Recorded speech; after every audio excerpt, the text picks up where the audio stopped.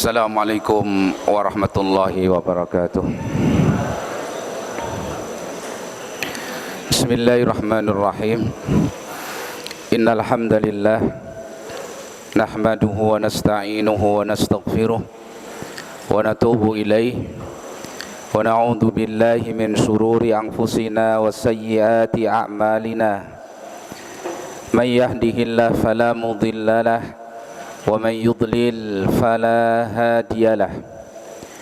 Asyhadu an la ilaha illallah wahdahu la syarika lah wa asyhadu anna Muhammadan abduhu wa rasuluh sallallahu alaihi wa ala alihi wa ashabihi wa sallama tasliman katsira. Ya ayyuhalladzina amanu taqullaha haqqa tuqatih wa la tamutunna illa wa antum muslimun. يا أيها الناس اتقوا ربكم الذي خلقكم من نفس واحدة وخلق منها زوجها وبث منهما رجالا كثيرا ونساء واتقوا الله الذي تساءلون به والأرحام إن الله كان عليكم رقيبا.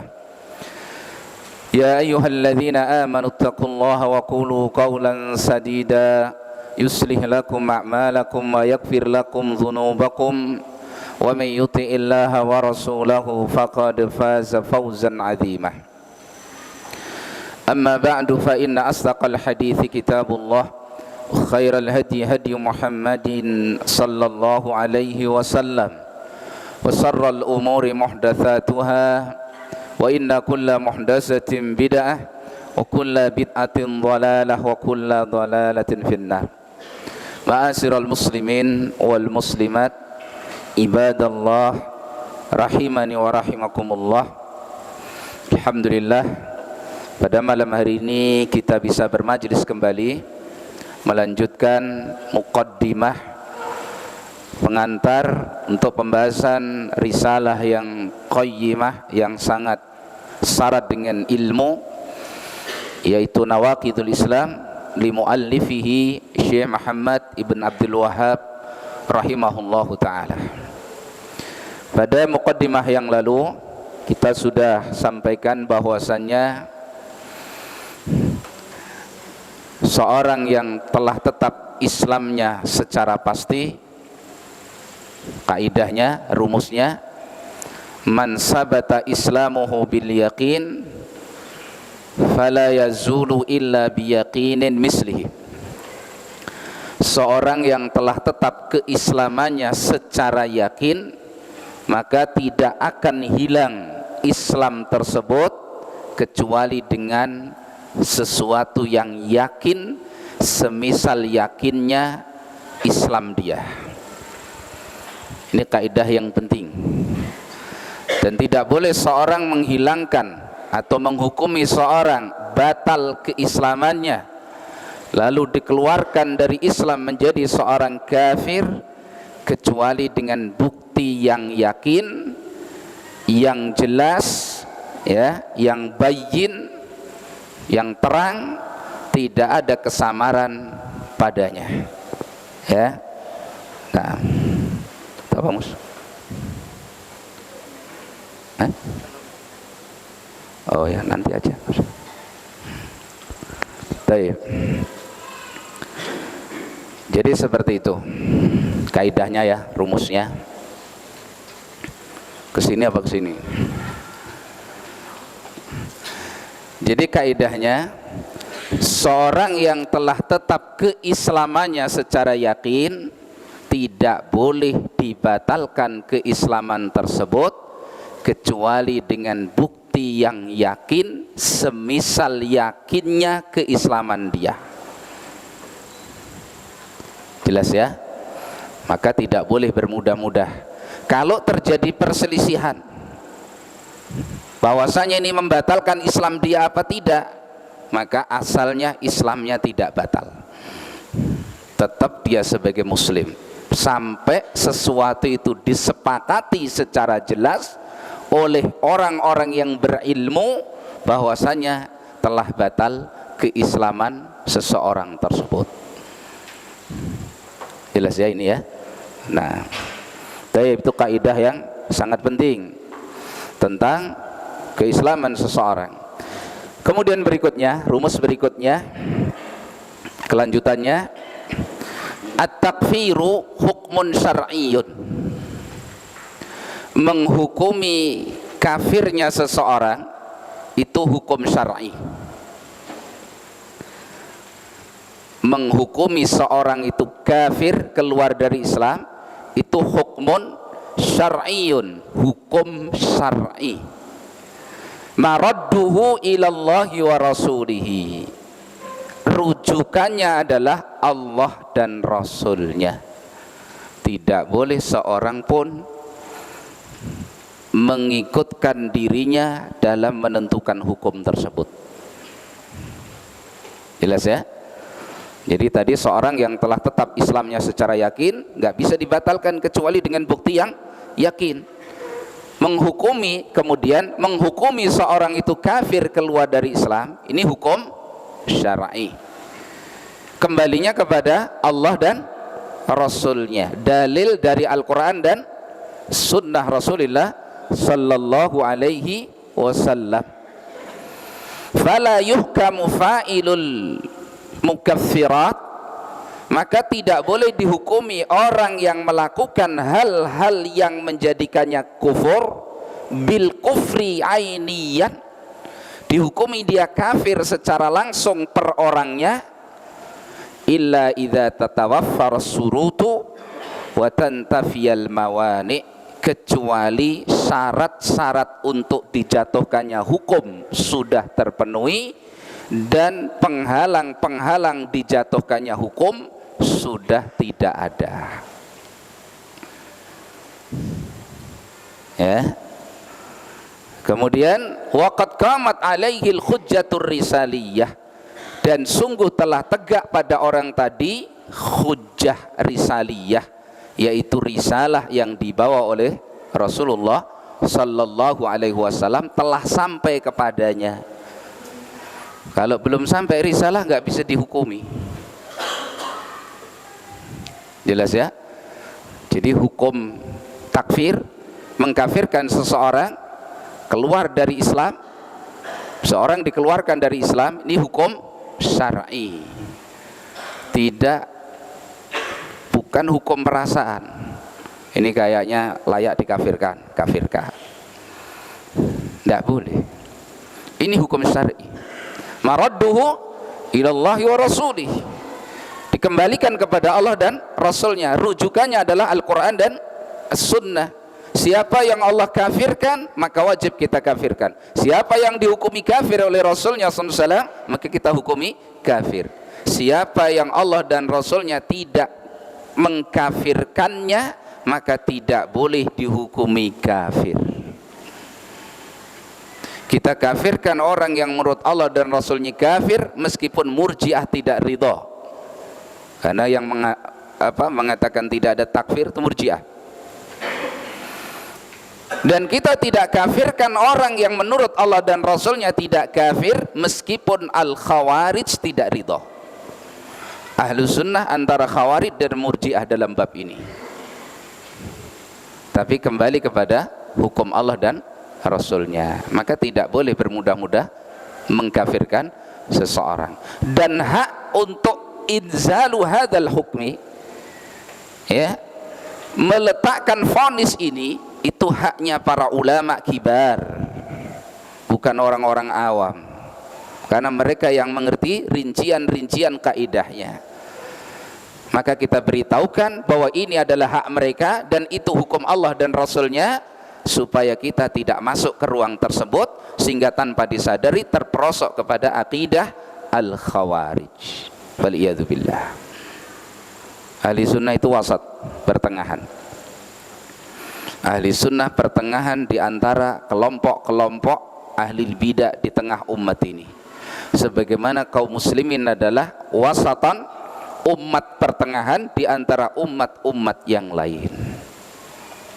Wa kadzalika ja'alnakum ummatan wasata litakunu syuhada'a 'alan nas wa yakunar rasulu 'alaikum syahida. Demikian kami jadikan kalian ini umat yang pertengahan, supaya jadi saksi atas seluruh manusia ini, dan supaya Rasul kalian menjadi saksi atas kalian. Jadi umat Rasul itu nanti jadi saksi dari umat-umat sebelumnya nanti di yaumul qiyamah, ketika Allah Subhanahu wa ta'ala memperhitungkan hisab di antara manusia. Jadi ini umat yang istimewa. Jelas ya kaidahnya, bahwasannya hukum takfir, menghukumi seorang kafir keluar dari Islam, itu hukum syar'i. Berarti itu hak Allah dan Rasulnya. Yang bisa menerapkan hukum ini kepada seseorang itu adalah orang-orang yang berilmu, yang rasih ilmunya. Karena sekarang jadi konsumsi orang-orang yang punya pemikiran khawarij, dengan entengnya mengkafirkan fulan kafir, si fulan telah kafir, pemimpin ini telah kafir, berarti sah untuk kita melawan kepadanya, karena Allah mengatakan wajtanibut taghut, jauhilah taghut, pemimpin kita sudah taghut, boleh kita untuk melawan. Perlawanan dengan cara yang seperti itu disebut jihad. Nah ini muskilah. Itu keluar dari kaidah ahli sunnati wal jamaah, ya. Nah, kalau kita ngerti itu haknya para ulama, kita akan berikan mereka. Orang-orang yang punya rasa takut kepada Allah yang tinggi. Jadi bukan gemesnya dulu dalam menghukumi orang ini, bukan jengkelnya dulu. Jadi tidak ada kepentingan dari dia dan siapapun, itu murni hukum Allah dan Rasulnya, itu mereka yang berhak. Maka ihdharu haula ya ikhwah, hati-hati dari orang-orang yang seperti itu. Jelas ya? Nah, ini kaidah berikutnya, rumus berikutnya. Jadi yang berhak untuk menentukan hukum bahwa si fulan kafir keluar dari Islam itu adalah para ulama yang memahami hukum Allah dan Rasulnya, yang punya sifat khasyah kepada Allah, punya rasa takut yang tinggi kepada Allah, ketakwaan yang teruji. Maka mereka yang berhak menerapkan hukum ini, karena mereka yang faham, mereka yang bisa iqamatul hujjah, mereka yang bisa menerangkan ilmu, mereka yang bisa mengerti batasan-batasannya dengan rasa takutnya kepada Allah Subhanahu wa ta'ala. Nah, hukum ini tadi ketika seorang sudah divonis kafir, setelah tegak kepadanya hujah, diterangkan kepadanya, dituntut kepadanya sampai jelas, lalu divonis kafir, maka ini kafir dengan konsekuensi hukuman. Jadi ditegakkannya hujah, terpenuhinya syarat dan terhilangkannya penghalang, itu untuk orang yang dihukumi kafir yang berkonsekuensi hukuman. Sehingga orang yang dihukumi kafir dengan cara terpenuhi syarat dan terhilangkan penghalangnya tadi, berarti dia kafir di dunia dan di akhirat. Jelas ya? Paham ini? Jelas ya? Orang yang dihukumi kafir, berangkat hukum ini dia terima, hukum ini divoniskan kepadanya, berangkat dengan terpenuhinya syarat dan terhilangnya mawani, itu hukum yang berkonsekuensi hukuman, bukan sekedar memutlakan sifat dan nama. Nanti ada rumus berikutnya soalnya. Jelas ya? Apa konsekuensi hukuman tadi? Kalau dia murtad dari agama, ada hukum Islam, berhak dibunuh. Mengamalkan hadis Nabi SAW, man baddala dinahu faqtuluh. Dan dihukumi dia di dunia kafir, di akhirat juga kafir, kekal di dalam neraka. Kalau mati dalam kekafirannya, dia tidak bertaubat tadi. Jelas ya? Beda dengan menetapkan sifat karena perbuatan. Jadi hukuman menghukumi, menurunkan atau meletakkan vonis kafir kepada seseorang yang berangkatnya dengan terpenuhinya syarat dan terhilangkan mawani, itu hukum yang berkonsekuensi hukuman, sehingga dia menjadi orang yang divonis kafir fid dunya wa fil akhirah. Jelas ya? Boleh diperangi kalau dia memerangi, bahkan boleh dibunuh kalau dia dihukumi murtad dari agama Allah Subhanahu wa ta'ala. Jelas ini? Difahami baik-baik ya? Enggak salah paham loh ya. Kalau salah paham berbahaya ini ya. Yang jelas hukum itu adalah hukum syar'i, kembalinya kepada Allah dan Rasulnya. Yang berhak menerapkan hukum ini para ulama yang rasikhuna fil ilmi, yang kokoh ilmunya, yang ma'ruf ketakwaannya dan rasa takutnya kepada Allah. Bukan setiap orang yang merasa dirinya punya ilmu. Berarti kita ini semua nggak ada yang berhak untuk itu. Maka jangan masuk ke ruang ini. Lah terus untuk apa kita ketahui hal ini? Supaya kita tidak terperosok di dalamnya. Karena banyak orang-orang awam hanya karena semangat, akhirnya apa? Melihat perbuatan itu dia rasa menurut perasaannya kafir, pelakunya dia kafirkan. Seperti yang marak terjadi pada akhir-akhir ini, terutama kepada penguasa. Itu fikrah khawarij. Jadi berangkatnya dengan ilmu, bukan dengan cemburu ya. Baik, jelas ya? Itu hukum yang berkonsekuensi apa? Hukuman. Jadi orang yang dihukumi seperti itu, yang berangkatnya dari dia terpenuhi syarat, terhilangkan penghalang, memang dia sudah sah untuk dijatuhkan hukum, berarti hukum yang dia terima berkonsekuensi apa? Hukuman. Untuk adanya azab, hukuman. Paham? Jelas ya? Ana harapkan tidak salah paham. Nah itu tentu dengan tegaknya hujjah risaliyah. Hujjah risaliyah itu adalah hujjah yang bentuknya risalah yang dibawa oleh Rasul. Sudah sampai kepadanya, sudah jelas bagi dia, dia faham, baru tanpa ada penghalang kemudian melakukan kekafiran. Seorang alim menghukumi dia kafir, sepakat tidak ada perselisihan, maka berkonsekuensi apa? Hukuman. Kalau kita contohkan seperti ini, misalkan dulu ada seorang yang namanya Ja'ad ibn Dirham. Ini pelaku kekafiran, bid'ahnya sampai derajat apa? Kufur. Maka Amirul Mukminin pada saat itu meminta fatwa kepada para ulama ahli sunnah di negeri yang ada di situ. Maka ulama bersepakat bahwa kekufuran Ja'ad ibn Dirham itu sudah sampai kepada vonis bahwa pelakunya kafir, keluar dari Islam. Akhirnya setelah dihukumi kafir dengan vonis terpenuhi syarat, terhilangkan penghalang, ditangkap sama Amirul Mukminin. Ditangkap, kemudian dijadikan korban beliau pada waktu Idul Adha.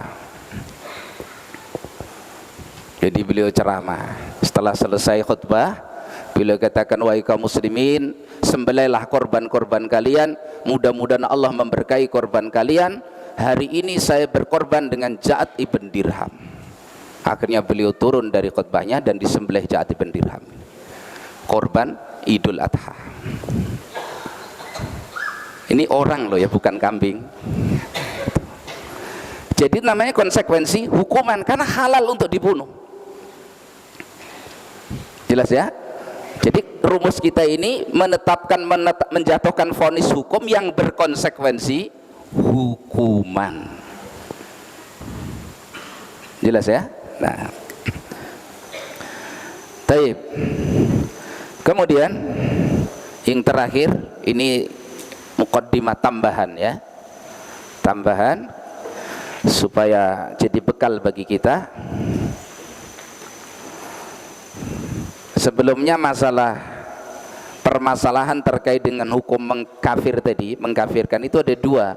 Permasalahan yang maklum, permasalahan yang dohir, nampak, semua orang ngerti, seperti pokok-pokok tauhid dan pokok-pokok syirik, itu ngerti.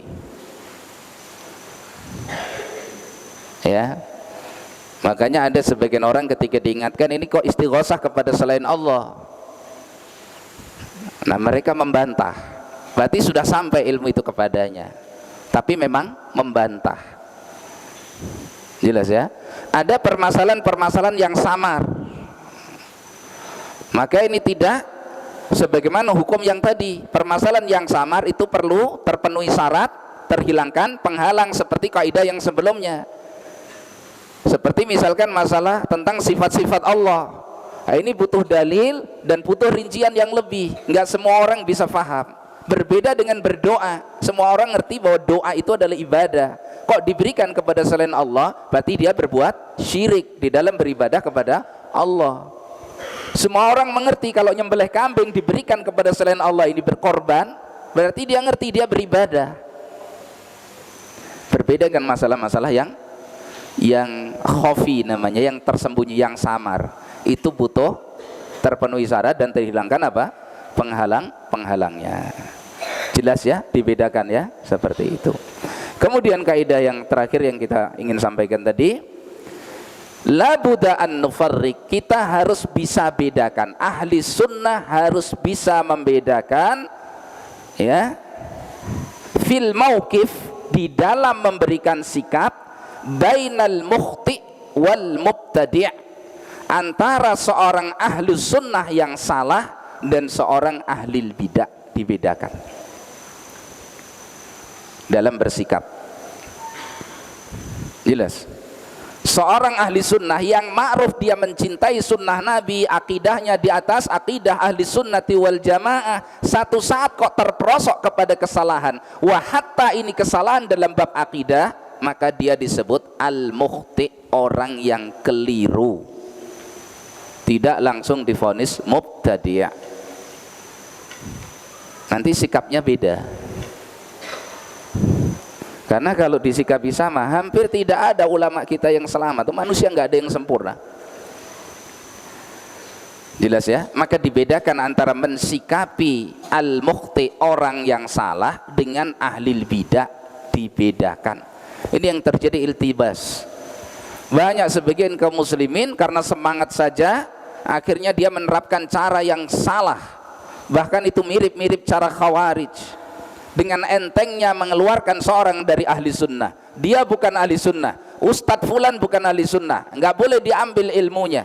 Padahal ma'ruf di kalangan kaum muslimin, dia seorang da'i yang mengajak kepada sunnah Nabi SAW, mengajarkan akidah ahli sunnah, mencintai dan membelanya. Lalu dituduh salah, padahal salah itu pun baru prediksi, belum tentu salah. Nah, ini musibah hari ini. Harus dibedakan dengan mensikapi seorang ahlul bid'ah. Jelas ya? Lihat athar ini yang kita ingin sampaikan. Al-Imam Ismail ibn Muhammad At-Taimi, yang beliau adalah Qawamus Sunnah atau Qiwamus Sunnah, Abil Qasim rahimahullahu ta'ala, beliau mengatakan, mengomentari Al-Imam Ibn Khuzaimah. Imam Ibn Khuzaimah min a'immatis sunnah, beliau termasuk imam ahli sunnah, dan bisa dilihat kitab-kitab beliau. Ibn Khuzaimah, siapa yang tidak kenal Ibn Khuzaimah? Para talabatul ilmi mestinya kenal Imam Ibn Khuzaimah, seorang imam min a'immatis sunnah, akidahnya sahihah, pembela akidah ahli sunnati wal jamaah. Beliau punya kitab tauhid, itu bukti yang sangat konkret bahwa beliau adalah seorang imam min a'immati as-sunnah. Lalu Imam Ismail ibn Muhammad mengatakan, akhta'a Muhammad ibn Ishaq ibn Khuzaimah fi hadisis surah. Al-Imam Ibn Khuzaimah keliru di dalam menafsirkan hadis tentang surah. Hadis surah itu hadis yang berbicara tentang bahwasanya Allah menciptakan Adam ala suratihi, sebagaimana surahnya Allah. Allah menciptakan Adam dalam bentuknya Allah. Itu hadisnya. Lalu Ibnu Khuzaimah mentakwil hadis ini, memaknai hadis ini bahwasanya Allah menciptakan Adam atas surahnya Adam, bukan surahnya Allah. Ini salah karena menyelisihi para ulama yang sebelumnya, yang mereka menafsirkan bahwa Allah menciptakan Adam ala suratihi, yaitu atas bentuknya Allah. Bagaimana dengan laisa kamitslihi syai'? Maksudnya atas bentuknya Allah itu Adam punya pendengaran, Adam punya wajah, Adam punya mata penglihatan, Adam bisa berbicara, Adam punya perangkat-perangkat yang lain dari manusia. Yang sifat itu ada pada Allah Subhanahu wa ta'ala, meskipun hakikat sifatnya tidak sama. Paham maksudnya? Apa muskilah ini? Kan enggak muskilah. Sebagaimana hadis Nabi begini, inna awwala zumratin yadkhulunal jannah ala suratil qamari lailatal badr. Sesungguhnya kelompok pertama dari umat ini yang akan memasuki surga, bentuk mereka seperti bulan purnama. Apa sama? Ini kan maksudnya keindahannya. Lah kalau bentuknya kayak bentuk bulan, ya enggak indah, enggak ada hidungnya, enggak ada mulutnya. Jelas maksudnya. Jadi penyamaan seperti itu tidak harus sama secara hakikat. Jelas. Demikian juga Allah menciptakan Adam atas bentuknya Allah, tidak harus sama secara hakikat. Artinya apa? Allah menciptakan Adam punya pendengaran, sebagaimana Allah juga punya pendengaran. Cuman pendengaran Adam dan pendengaran Allah tidak sama. Allah menciptakan Adam ada wajahnya, sebagaimana Allah punya sifat wajah. Cuman wajahnya Allah tidak sebagaimana wajahnya Adam. Cuman sama-sama punya wajah. Jelas? Nah, Ibnu Khuzaimah menafsirkan itu dengan surahnya Adam. Dan ini kesalahan. Jelas ya? Berarti Imam Ahli Sunnah ini salah pada salah? Salah. Lalu sikap yang diterangkan sama beliau bagaimana? Ketika beliau mengatakan akhta'a Ibnu Khuzaimah fi hadis surah wala yut'anu alaihi bidzalika, tapi kesalahan tersebut tidak boleh dijadikan alat untuk mencela beliau, karena beliau imam min a'immatis sunnah. Kesalahannya jangan dijadikan bahan untuk mencela beliau, mentahdir umat dari beliau. Jangan ambil ilmunya Ibnu Khuzaimah. Kita mau ngambil ilmunya siapa kalau Ibnu Khuzaimah enggak kita ambil ilmunya? Ini kadang-kadang para pemuda hari ini atau sebagian penuntut ilmu terfitnah dengan cara-cara seperti ini. Dengan entengnya dia bukan ahli sunnah. Kenapa? Kadang-kadang karena anaknya main PS. Lalu anaknya main PS, orang tuanya ustadz nih jadi keluar dari sunnah. La haula wala quwata illa billah. Ini fitnah. Gara-gara terima dana, misalkan gitu ya. Itu prediksi. Salah saja, jelas salah saja, tidak harus dijatuhkan kehormatan seorang imam tadi. Apalagi cuman kayaknya salah. Yang terjadi hari ini kan prediksi salah. Karena memang berangkatnya bukan rasa takut kepada Allah, bukan manhaj yang hak, tapi hasad, kecemburuan, hawa nafsu. Jengkel duluan, sudah marah sebelum menghukumi. Nah ini. Atau sedikitnya ilmu sehingga tidak bisa membedakan mana pokok-pokok akidah ahli sunnah yang dengan sebab itu seorang bisa keluar dari sunnah, dan mana yang itu sebenarnya bukan bagian dari pokok akidah ahli sunnah. Ini sudah dari penyakit lama ini yang sampai hari ini enggak berhenti.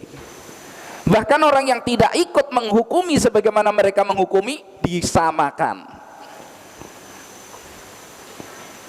Masya Allah. Dinasihati oleh para ulama, kadang tidak berhenti. Maka ini kita sampaikan supaya kita bedakan. Tadi apa kata Imam Abil Qasim ya rahimahullahu ta'ala mensikapi kesalahan al-Imam Ibnu Khuzaimah? La yut'anu alaihi bidzalik, enggak boleh dicela. Karena beliau seorang yang ma'ruf di atas akidah ahli sunnah. Bal la yu'khadu anhu, bahkan cukup tidak diambil kesalahan itu darinya. Hanya poin kesalahan tersebut tidak boleh diambil. Apakah seorang ahli sunnah yang bersalah dibiarkan? Tidak. kesalahan tetap harus diungkap, apalagi yang melakukan seorang tokoh, tetapi bukan sebagai bahan untuk mencela pelakunya. Paham ini maksudnya? Kesalahan tetap harus diterangkan. Namanya kesalahan tetap harus diterangkan. Wah, hatta orang yang sudah mati wajib diterangkan kalau kesalahan ini menimpa banyak kaum muslimin, agar tidak terus-menerus kaum muslimin dalam kesalahan.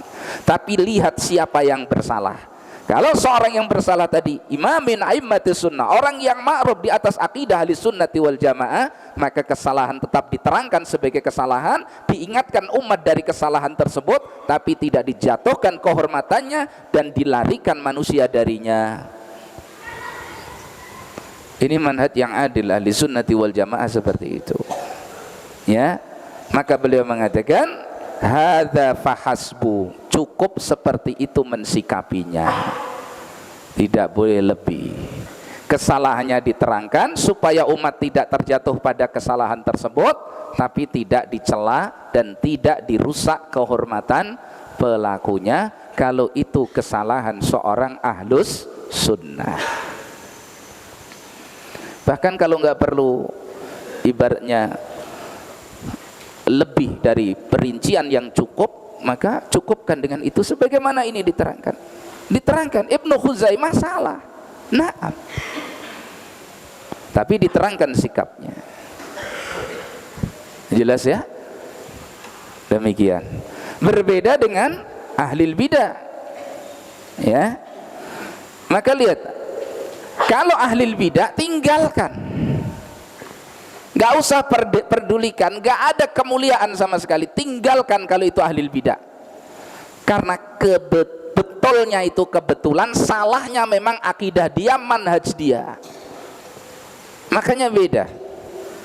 Al-Imam Malik rahimahullahu ta'ala, beliau ditanyakan kepada beliau ketika beliau mengatakan kepada kaum muslimin, iyyakum wal bidah, hati-hati kalian dari kebid'ahan. Kata Imam Malik, qila ya Aba Abdillah wa mal bidah, wahai Aba Abdillah, Imam Malik maksudnya, apa itu al bid'ah? Qala ahlul bid'ah alladzina yatakallamuna fi asma'illahi wa sifatihi wa kalamihi wa ilmihi wa qudratihi la yaskutuna amma sakata anhu sahaba wa tabi'un. Ahlul bid'ah adalah mereka yang berbicara tentang nama-nama dan sifat-sifat Allah, kalamullah, ilmunya Allah, kudrahnya Allah, dan mereka tidak mau diem dengan apa yang diem dengannya para sahabat dan tabi'in. Jadi sengaja menyelisihi akidah para salaf, itulah ahlul bid'ah. Nggak mau diem dengan apa yang diem di dalamnya para sahabat dan tabi'in, membahas sesuatu yang mereka sudah ijma' dan cukup. Ini ciri ahli bidah.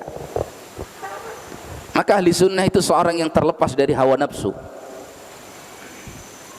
Imam Abi Bakar Al-Ayyas ketika ditanya, ya Abu Bakar, manis sunni, wahai Abu Bakar, siapakah ahlus sunnah itu? Sunni salafi itu siapa?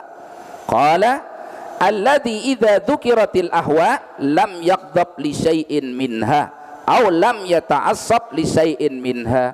Ahlus sunnah yang sebenarnya itu seorang yang kalau disebutkan hawa nafsu, tidak ada sisi kemarahan dia sedikit pun kepada hawa nafsu tadi, tidak ada ta'assub dia kepada satu pun dari hawa nafsu tadi, tidak tersinggung.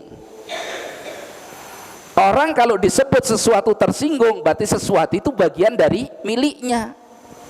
Nah, ahlu sunnah ketika disebut hawa nafsu, ini qadariyah, ini khawarij, ini syiah, ini sufiyah, nyaman, gak ada tersinggung. Wong dia bukan bagian dari satu pun dari mereka.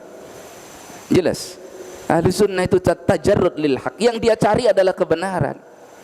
Wa hatta kesalahan itu ada pada dirinya, kalau itu jelas kesalahan, dengan mudahnya dia akan lepas dan dia kembali kepada sunnah Rasulullah sallallahu alaihi wasallam. Tidak ada pembelaan kepada hawa nafsu sedikit pun.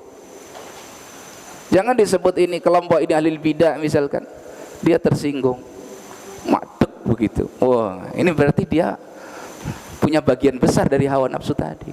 Ahli sunnah enggak begitu. Dia orang yang murni, tajarrud lil haq. Yang menaungi dia adalah kebenaran, yang dia cari adalah kebenaran. Enggak ada ketersinggungan. Kelompok fulan disebut, kelompok ulan disebut, kelompok A, B, C disebut, enggak ada kaitannya itu semua hawa nafsu. Ini ahli sunnah. Jelas, orang yang dirinya tertanam kuat kecintaan kepada sunnah Rasulullah sallallahu alaihi wasallam. Disebut khawarid, dia enggak tersinggung. Oh, enggak ada sifat khawarid yang dia ada di dalamnya. Disebut murjiah, dia enggak tersinggung. Dia bukan murjiah. Disebut sufiah, dia enggak tersinggung. Dia enggak pernah amal-amal kayak sufiah itu. Ini ahli sunnah. Kata Imam Abu Bakar Al-Ayyas rahimahullahu ta'ala, makanya tajarrud lil haq, dan jauhi dari ittiba'ul hawa, mengikuti hawa nafsu. Secinta apapun kita kepada sesuatu, tadinya kita cintai, kita sayangi, kita betul-betul ingin di situ, tapi ternyata datang ilmu kepada kita bahwa itu adalah batil, maka ganti cinta dengan kebencian, lepaskan dia. Tapi saya dulu pendirinya loh, meskipun pendirinya taubat, karena yang kita cari adalah sunnah Rasulullah SAW, manhaj ahli sunnati wal jamaah. Lepaskan. Tapi saya dulu sekolahnya di situ loh, gratis lagi. Meskipun gratis, meskipun dikasih uang saku, kebatilan adalah kebatilan yang wajib kita lepas. Ahli sunnah tidak terikat dengan satu pun dari hawa nafsu. Tidak ada ketersinggungan dengan satu pun dari hawa nafsu, tidak ada. Jelas ya? Nah, baik. Jadi begitu kaidahnya ya. Demikian yang kita bahas pada kesempatan malam hari ini tentang muqaddimah. Insyaallah di pertemuan mendatang kita mulai membahas risalah Nawaqidul Islam bi'aunillahi subhanahu wa ta'ala. Wallahu a'lam bishawab. Sallallahu wasallam baraka ala nabiyyina Muhammadin wa ala alihi wa sahbihi ajma'in. Subhanakallahumma bihamdika asyhadu an la ilaha illa anta astaghfiruka wa atubu ilaik. Assalamualaikum warahmatullahi wabarakatuh.